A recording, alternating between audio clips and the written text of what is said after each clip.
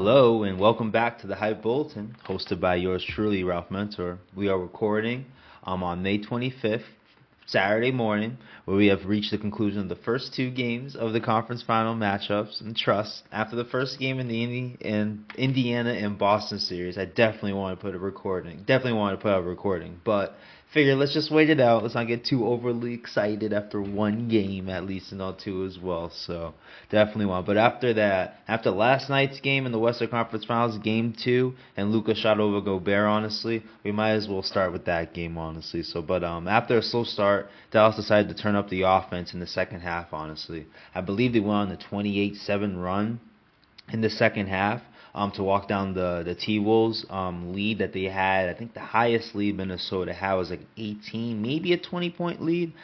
I know they were playing around with 17 to 18 at the end of the first half, end of the second quarter, honestly. But in the second half, things changed universally. Towards the end of the first half, you could see Dallas was figuring themselves out a little bit, especially back to the pick and roll, honestly. But they went back to it a little bit more, a whole lot of weight more with Luka in the game in the middle of the third quarter, because he was eating that alive with Lively and Gafford for a little bit. He did settle for like a short mid-range shot in a couple possessions, which I was curious about. Why? Because he was able to move the ball and get into the paint or into the post. Paint and post, honestly, easily coming from the three-point line and all. But it looks like he was just setting his shot up, honestly, because he ended up hitting him some big threes, honestly. He went back to that same particular spot and hit a mid-range two as well, honestly. And it ended up being, I don't know if this was the end of the third or fourth quarter. I'm just basing this off memory right now. But they were able to get this lead down to 75 to 70. I can't remember if that was at the end of the third or or early parts of the fourth. But as soon as as soon as they were able to get it to 75 to 70, because there were times in the third they would get down to 5. The Minnesota with some big shots, shout out to Naz Reid, honestly, would get the lead back up to 8, back up to 10 in the stretches of the third quarter, honestly, after this 28-7 run or 26-7 run, just don't remember it specifically, at least and all. But still, walking down the T-Wolves late into the third quarter, early in the fourth quarter and all, and that's when Kyrie Irving out of nowhere started stepping up for the Mavericks, honestly. Had himself a stretch too as well, where he facilitated, and with Luka on the bench, ended helping the Mavs getting closer, if not getting a lead, a 1-point lead, a 2-point lead, honestly, too as well, into the fourth quarter and all, where I'm pretty sure the Minnesota Timberwolves fans were starting to get nervous, honestly, because they were, again, in the third quarter, there were times Minnesota was able to hold off the Mavs and get back into their 10 to 12, their 8-point lead at least and all. But Dallas kept coming back in the fourth quarter, which led to 7 lead changes in the fourth quarter and all too as well. But now we're going into the end stretches of this fourth quarter and all too as well, where unfortunately Kyrie Irving, able to get himself going and all, was able to get himself to the free throw line, but missed 1 out of 2 free throws in one possession. Then in the next possession, missed 2 straight free throws and all too as well, which was looking good for Minnesota, honestly. But they were not executing offensively wise. Cat was not in the game. They had Naz Reid in the game too as well, but Ant was unfortunately unable to find any type of rhythm playmaking wise, honestly, and it seemed like Minnesota was stuck offensively for most of the second half, if not the second half of the back end of the third quarter, but the back end of the third quarter and the whole fourth quarter, they were kind of running in mud, honestly, too as well. And I bet they were hoping that Naz Reid's hot shooting would help them and all, but unable to execute offensively, Kyrie Irving was able to make up for those 2 free throws with a big 3 in the corner. I thought Luka hockey passed it over, but after rewatching the highlights, at least and all, Luka swung that thing to the high corner to at least on the TV screen, at least and all, to Kyrie Irving, hit a big 3, swished it to as well to really make up for those 2 missed free throws. And I think in that position they were down 2, with Minnesota coming down with the basketball, and again Ant with his no rhythm playmaking wise, and with no other individuals in Minnesota able to make a play. Big turnover, was trying to find Naz Reid in the corner. Thought it was in the corner. Naz Reid rotated a little bit to his right into the wing. Big turnover. Dallas has the basketball and leads to a shot that was just Big, just as big. I don't know if it was bigger, just based on the circumstances and all with the other series, and we'll talk about that shot and all. But Luka hit some big ass effing shot, and with his diatribe after hitting that shot, I'm pretty sure what I'm saying is a little bit more cleaned up and all. But he was able to get that switch on Gobert and all. Fair point. Why doesn't Minnesota take him out the game and all in a situation like that, especially if you're not switching and all? Because there were situations they were blitzing Luka high in the pick and roll. Honestly, when Dallas was coming to show the pick and roll and all, and he would just get right by Gobert, and there'd be a situation where Lively and or Gafford, whoever's in the game at that time, would have an easy dunk, easy alley-oop, easy pass to get a dunk at least and all too as well. So Minnesota kind of switched it up where they're playing a switch and all. And you can argue why is Rudy Gobert out there in that situation at least and all, but maybe the way to argue for Minnesota at least on that point, the way Rudy was really guarding him, he was really guarding him to have him drive and then they would collapse at least and all too as well. But Luka wasn't having it. He was definitely keeping that dribble the way he was keeping that dribble for his patented step back and all. And even the way he shot it is not the typical Luka step back, but you knew he wanted that three and all.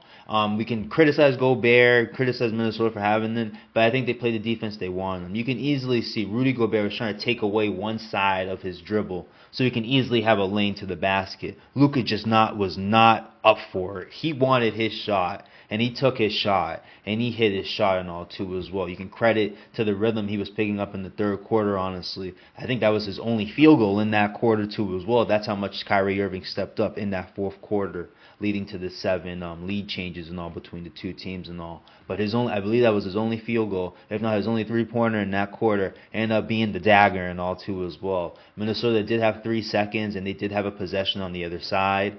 Ant did make a great play, or great decision, I should say, to pass it to Naz Reid. Naz Reid was hot from three-pointer. I believe he started 6 from 6, finally missed one, but I think he hit a couple others, honestly, too, as well. So based off his game, he was the right guy to find in that position, but unfortunately missed a shot in the high wing, right side of the court, at least on the right side of their side of the court, at least and all, and missed that three, honestly, to save them from being down as they are now in 0-2 deficit, going into Dallas and all.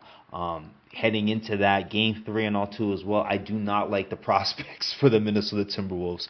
I liked Dallas before in this series and all, just because of the offensive dynamic they can offer at the wings and all. Minnesota is a defense that likes to pack the paint. They do have great defenders that play the wing and all too as well, but as you see in the last play with Luka, once you get switches and all, how is that defense really looking all? And once you get them switching and you got them more spaced out and more packed in the paint, it's a bad matchup for them. In the previous matchup against Jokic, you're wondering how come it's a good matchup against Denver. Denver is 75% of their offense is going through the MVP. If I'm giving them too much credit, let's say 65%. So them packing the paint is just a bad matchup for Denver, at least now, because their offense is so much in the paint. They took away the Murray and Jokic high roll, pick higher roll, honestly, because when Jokic is rolling, he's not rolling outside, he's rolling into the paint at least and all, and that just fits to Minnesota's at least strength at least and all defensively. Right now, the Dallas Mavericks just have Minnesota out in space enough, especially when they bring the 5 out, especially if it's Gobert at least. But I think it'll be any 5, honestly, at this point. Naz Reid was able to look good in the series against Denver too as well, guarding Jokic.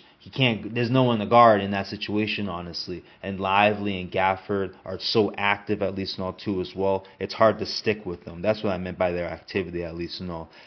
When they pick and roll, they're moving. And they got so much athleticism at the top of the rim too as well. It's hard to if you're picking and rolling and you're looking at the dribbler and the roller is your guy and he's got that much athleticism like Lively and Gafford and all too as well. Anytime you take your eyes off that player, you're going to lose him and all, especially with the ultimate playmaking that Luka provide and Kyrie Irving provide. As soon as you sleep, they're swinging the ball over to their roller at least and all too as well. And we saw that plenty of times in these first 2 games, honestly, between Dallas and Minnesota. So Dallas is able to nullify the Minnesota defense is huge because Minnesota is the best defense left and the best defense overall if all 32 teams are playing in the NBA. And I'm worried about their playmaking the other side. Dallas's defense is good, where you're going to need to have some type of dynamic playmaking from your offense, honestly. Ant's your only guy, and it's with him having the ball. It's not off the ball situations where he can bring some dynamic, playmaking. Unfortunately, Towns, you would think, but we all know about at least basketball and NBA fans at least don't know about the cat criticism at least and all. So you would think 8 years in the league he would give you some type of playmaking other than his 3-point shooting and all, but he just doesn't offer that. Unfortunately, he doesn't get his his points in the paint, so you don't see there's no type of action you can run from that too as well to again create some type of playmaking for Minnesota. So the lack of offense, playmaking wise, Conley's good. But it's not the same old Conley, and you're not scared. You're not scared of him dropping 30 points in the game. That's why I come at Karl-Anthony Towns. If he gave you some playmaking, he can drop some type of anxiety on the Dallas defense at least and all, because he can drop 30 points by hitting like 6 to 8 3-pointers in the game, or 6 of those 3-pointers and having some drives to the basket or some mini post-ups at least too as well. Because that's part of the game that I'm very disappointed he doesn't have in a stronger sense with his time in the league at least too as well. So I'm very concerned about Minnesota. I'm just very concerned about Minnesota and their offense, honestly. I don't know if they can do enough to keep up with what Dallas has, and I think their defense is nullified at this point with Dallas's dynamic play, honestly. And they can't provide anything offensively. They can't provide anything offensively to wear out Luka and Kyrie consistently too as well. So it's those elements that I'm kind of concerned about Minnesota and how I feel this series could be done in a sweep, honestly. It really wouldn't surprise me. As much as I love my Celtics on the other side, again, we're looking at the Eastern Conference as more of a chance of being the way it's going at least and all. We'll get into that other series, but both series looks like they could be a sweep just based off both teams being up 2-0. I feel like there's more of a chance of Indiana, even with Halliburton questionable going into Game 3, can win a game against Boston than how I look with Minnesota, because at least Indiana, let's just get into it then with the Indiana-Boston series, but Indiana at least provides something offensively, playmaking-wise, that Minnesota just doesn't have, honestly. If they had that, I give them a great chance against Dallas, and all, even being down 0-2 going to Dallas because of what they did to Denver in the prior series, but offensively, they just give me nothing, no scary thing like that. I thought it was a huge thing against their offense that they won a game 98-90 against Denver, how much they really relied on their defense at least, and also that's why I've been curious about their efficiency offensive wise.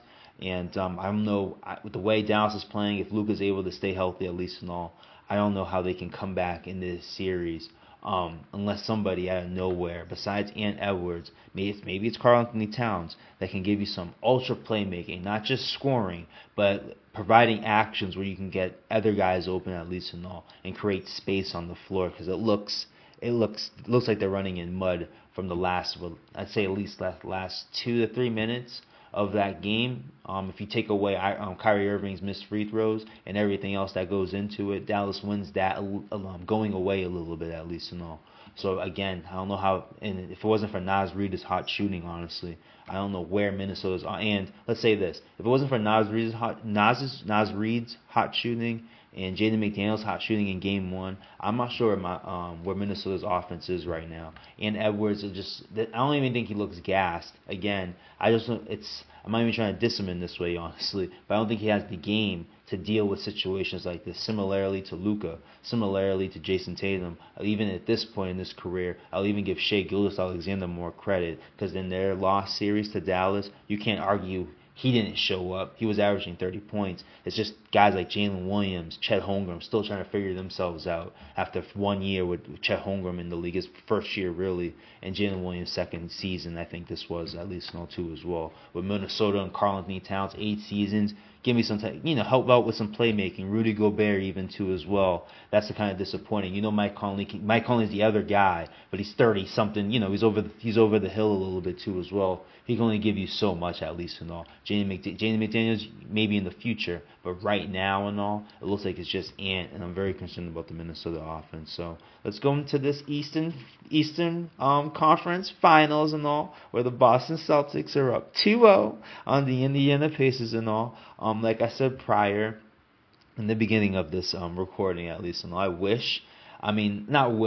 I was very much anticipating doing a recording after game 1 and all 2 as well. But again, just wait out for game 2. Don't want to be too high and then go too low if they end up losing game 2 and all. But because I do give Indiana a good shot, honestly, because again, their outliers worked out, like I brought up in the previous recording. They can win a couple games in this series and all because of their offense.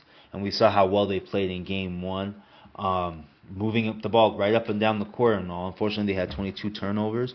Most of them were forced, so I'm not going to just say that they played bad offense or they were too loose with the basketball.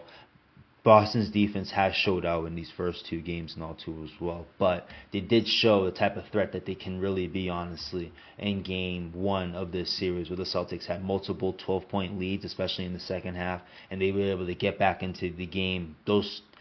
I think the Celtics had 3 12-point leads, one in the first half, and then 2 of them in the second half. Maybe one in each quarter, I think. Yeah, one in each quarter they had a 12-point lead. Indiana was able to walk down the lead, and then in the fourth quarter they were able to take the lead. I believe they had the 5-point lead in all 2 as well, and this is where it leads up to there. It looks like mistakes and all, but I do give Boston's defense credit, honestly. But going into 30 seconds and all, I believe Tyrese Halliburton. Nope, it was the Pascal. No, let me see. This game was a while ago. I'm trying to go based off memory at least and all. But there's a Tyrese Halliburton turnover. After a missed layup by Derek White. I think Jason Tatum was trying to tap it in. He missed it. Pacers had the ball.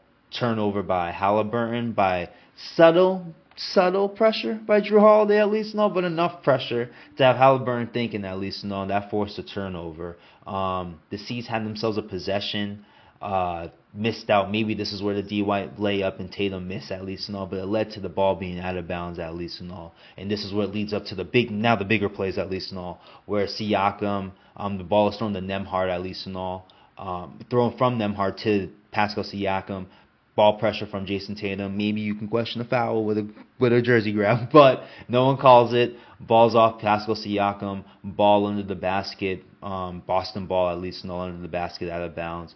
Leads to a Drew Holiday pass in the corner to Jaylen Brown with a switching action at the high corner, at least on the TV screen, at least to Jaylen Brown having the ball and Pascal Siakam in a precarious situation at least and all. Jaylen Brown kind of pump fakes.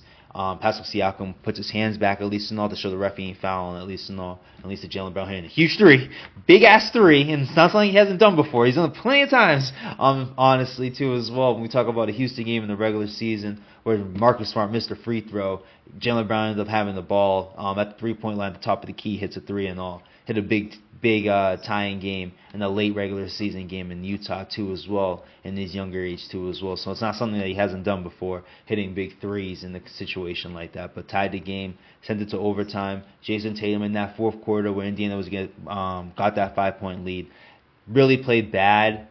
Lost his rhythm, momentum, lethargic, disengaged. People want to say whatever they want, honestly, but just didn't play well in the fourth quarter at least and all. But definitely showed that in the overtime. Dropped 10 points. Jason Tatum overall had a great game, honestly. Ended up having 36 points. Not sure of the other numbers, honestly. I think it was 8 and 6 with the rebounds and assists and all. But had a great game, honestly. Just had a bad stretch in the fourth quarter. And to be fair to him, was playing great at the end of the third quarter. And Joe Mazzulla inexplicably, as much as I want to give Joe Mazzulla credit in game 2, Joe Mazzulla inexplicably took him out at the end of the third quarter. And I feel like that would contributed to his lack of rhythm in the end of the fourth quarter and why he didn't play well, at least not at the end of the fourth quarter in game 1 and all. But Celtics pulled it out in overtime. Again, basically took over the overtime in the second half of it too as well. And that's where Jason Tatum had most of his 10 points and all, with a and 1, hit a big 3. I think I can't remember the other basket and all too as well, but I know he had an and 1 basket and hit a big 3 in that 10-point stretch and all. And he ended up going away a bit in game 1 and all, where people were questioning if Indiana choked or was a comeback by Boston. We all know who I'm rooting for, so I'm definitely going to give credit to Boston for coming back, honestly. And it's like, out of all these games they haven't been in as a clutch game, who cares how the games how the clutch game came, or Indiana choking it, Boston about to blow, whatever it is, they won that clutch game and all. Clutch games are weird in a sense anyway, honestly. So how you win them, who cares how you win them? You just gotta win them and all. And they ended up winning it and all. If they lost it, different story. But guess what? We're not in that situation. We don't do hyperboles too much on this show. That's just for them Celtics haters. We got plenty of them as Celtics fans, at least and all. But that led to a game 1 win, at least and all. Great clutch game, honestly. Like I said, if Indiana can pull out the outliers, can come in with some outliers, they can win a game or two in this series, honestly. Even I've said that, even though I think this is a sweep, like I said in the previous recording, I still think this is a sweep. But Indiana has the outliers compared to the outlier in Game 2s of the Miami and Cleveland series. I'll give them a fair shake in this series, honestly, because they have a top-end offense, honestly. But it's the defense I'm concerned about and how I think the Celtics can do whatever they want offensively and all. In Game 2, Jaylen Brown, once again, was big in this one, not just in one moment with 30 seconds left in the fourth quarter. Basically 48 minutes in this one, whatever minutes he played in that game and all. If I want to get the stats, maybe Google will have them instead of me going to what's it called, the ESPN and all. Yeah, 37 minutes, 40 points, 14 out of 27 from the with field goal attempts, at least, and all. 14 made. What's it called there? 4 out of 10 at the 3-point line, 5 rebounds, 2 assists and all, 2 as well. He even had a steal, 2 as well. So Jaylen Brown was just awesome. And in Game 2, honestly, able to do whatever he wants. Some will say JT was disengaged and lethargic too as well in the first half because of his slow start. I really do think it was a game plan to have Jaylen Brown that involved in their offense, to have him being that aggressive too as well. I saw plenty of plays with Jason Tatum was at the corner. Not the deep corner, but definitely at the high corner, at least and all. And Jaylen Brown was doing his thing at the top of the key, honestly, and for the most duration of the season, at least and all. Jason Tatum has been the guy at the top of the key, setting up the offense for the Celtics, at least and all. So I do think it was game plan. I do think he did let that get to him a little bit because there was a bad turnaround where he had the ball at the top, at the free throw line, which I didn't like the effort there, and he got cracked off defense a couple times. Honestly, basically got blown by on defense. The dribbler just going right past him, at least. Now, that doesn't typically happen with Jason Tatum. So I just feel like he let. I don't think he was disengaged. I just think he let the game plan of him sagging off, being, reclusive, at least, basically being a decoy. I think he let that into his game too much when it came to other facets of his game, at least, But that was just the first half. Second half, stepped up, had, 2-3 points in the first half, ended up finishing the game with like 25 points or 23 points or something like that. So he clearly had a big second half, at least and all. And Jaylen Brown had 24 points in that first half and ended it with 40. So he still continued his mirage too as well from the first half. And the C's were able to win that game going away. The biggest takeaway I take from this game though is Joe Mazzulla finally playing Oshae Brissett. Oshae Brissett was a plus 18 in his 12 minutes and all. Had like had a big bat. Jaylen Brown had a dope drive. Sucked in 3 Indiana places players. My bad, talking way too fast right now, just excited. Because O'Shea was able to dive in. Jaylen Brown was able to see him, have himself an easy dunk. Recall called a timeout. And it was kind of the beginning of the end, honestly. Was that in the second half? Don't remember if that was in the second half, at least and all. So let me just say, continue the onslaught that the Celtics were in, at least and all, with that big play from O'Shea. O'Shea had a couple big steals too as well in the passing lane too as well. Saved Al Horford playing 39 minutes like he played in Game 1 and only played 25 at least and all because O'Shea is definitely more equipped in this series, I think essentially on this basketball team, but in this series for sure, to switch off to these smaller guards at least and all, and play the passing lanes, use his size against guys like Nembhard or Shepard if they're in the game at least and all, in those type of switching situations, instead of having a 38-year-old Al Horford doing that for 39 minutes and all throughout a whole basketball game too as well. I'm sorry if you heard that. That was a loud-ass thunder right now. I'm currently in Atlanta in the middle of a rainstorm right now, so I apologize if that startled you, because that definitely startled me and all. But to keep it going, mind the thunder. Please mind the thunder and all. But thanks to that, I think that was the biggest takeaway about Joe Mazzulla switching things up. He's shown in this series and all too as well. That's another big takeaway I'll take from Game 1 at least and all.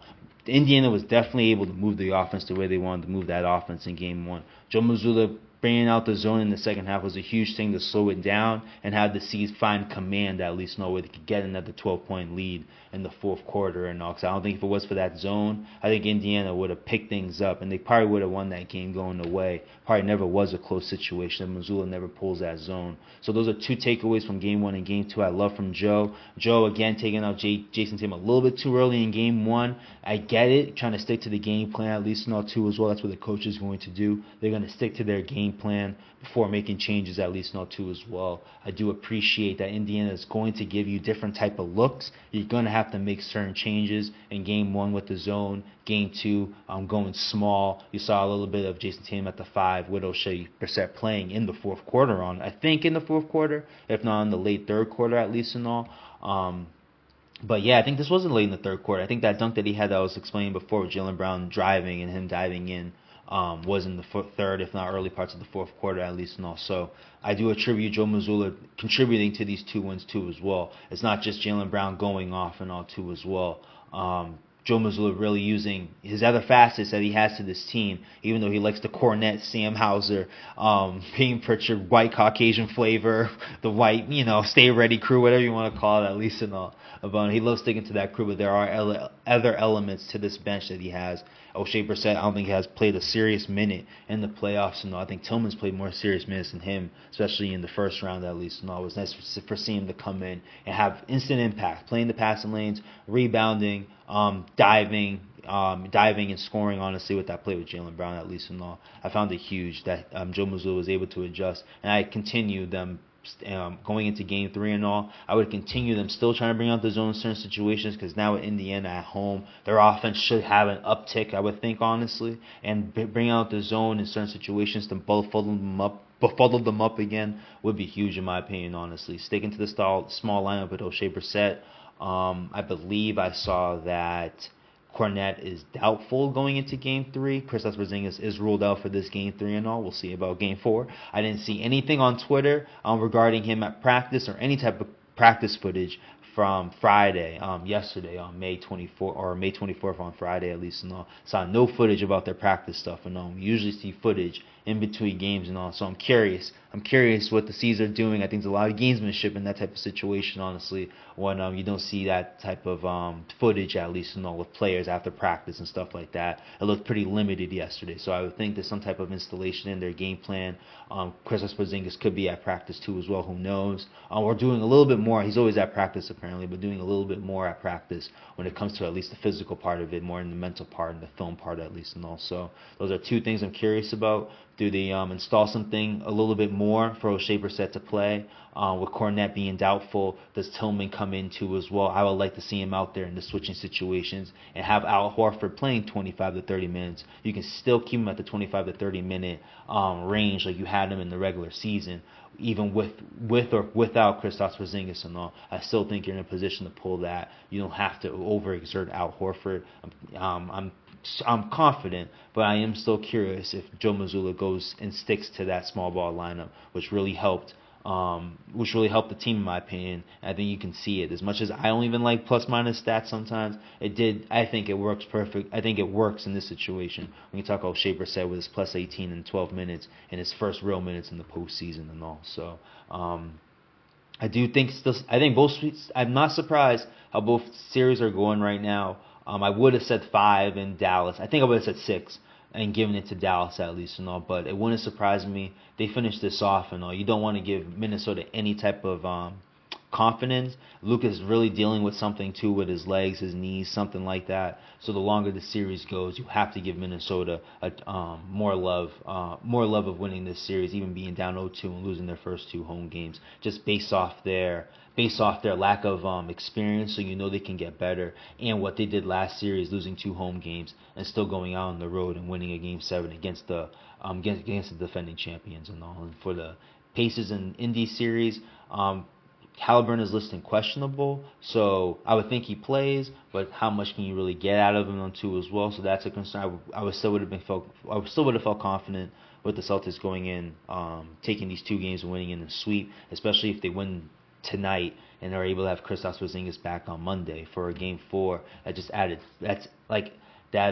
like it nullifies the added punch Indy will get at home, and I mean, if you lose anything, like, if you lose game 3 at least and all, Kristaps Porzingis is gonna push you to win game 4 regardless. But if they're able to win game 3, and I would think in the tight game, Indiana, Eastern Conference home playoff game since 2011, 2012, when Paul George and that team went against the Miami Heatles, at least in all too as well. It's going to be their first conference home game, home playoff game, since in a decade. So I would think the crowd's going to be live. They're going to be picked up from that. They play 8 to 9 guys, so somebody's going to get hot from that too as well. Or if not 2, 3 guys besides Halliburton or Siakam are going to get hot from that. So it's going to be curious how strong their punch is, and to see if the Celtics can come back from that punch and all. But I think they can. I think if they stick to the small ball lineup, if Indy has any type of lead, they'll be able to come back and make it a basketball game, similar to what we saw in Game 2 with Dallas coming back after being down 18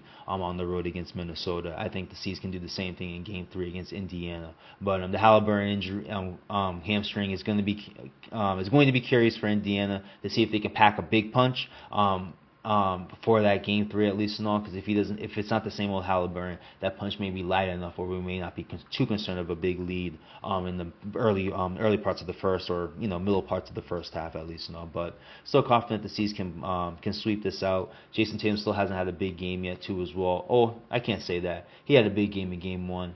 And Jaylen Brown had a big game in Game 2, honestly. I just think, can they have can they have a big game and someone else have a big game too as well? Which we saw in Game 1 with Jrue Holiday. I think he dropped 26, if not 28 points and all, and still had a solid Game 2 and Game 2 and all. So, and Derek White even came through and showed out with 23 points in Game 2 and all. So I think it's just, again, can the C's show consistency from all those four guys, honestly, and can the small ball lineup, I think if they stick with it, can give them some energy and all. And doesn't Mazzulla stick with it? But I still think the Celtics can sweep this series.